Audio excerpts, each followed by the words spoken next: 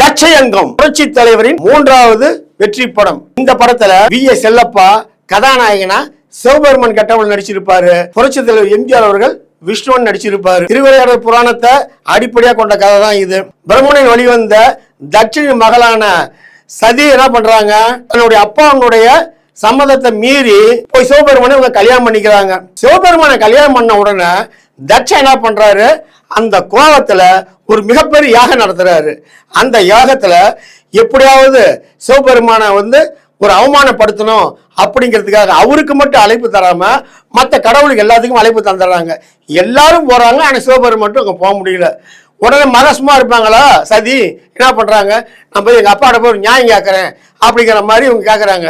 சிவபெருமான் சொல்றாரு, வேண்டாம், உனக்கு நீதி கிடைக்காதுங்க. இல்லைங்க, உங்களுக்கு இது ஒரு அவமானத்தை தேடி தந்தா அவனை சும்மா வர மாட்டேன். இவங்க போறாங்க, அங்க போனா இவங்களுக்கும் சேர்த்து ஒரு அவமானம்.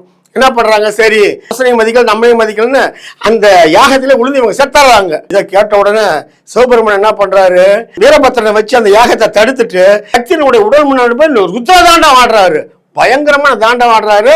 விட்டா அந்த உலகமே அழிஞ்சிருக்கக்கூடிய சூழ்நிலை உருவாயிருது. எல்லா கடவுளும் அங்க போயிடுறாங்க. போன பின்னாடி இவர் அப்பயும் நிறுத்தல. அப்ப என்ன பண்றாரு, விஷ்ணு தன்னுடைய சக்கரத்து மூலியமா அந்த சதியினுடைய உடலை நோக்கி வீசுறாரு. அது பல துண்டுகளா சிதறி போய் இந்தியாவுடைய பல பாகங்களை உழுவுது. அதுதான் சக்தி பீடங்களா உருவாகுது.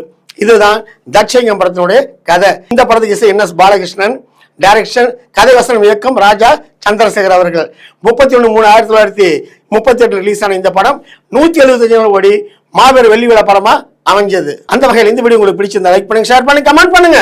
மறக்காமல் MGR ASR மீடியாவை சப்ஸ்கிரைப் பண்ணுங்க. வணக்கத்துடன் உங்கள் நாமக்கல் AS ரவிச்சந்திரன். பாய்.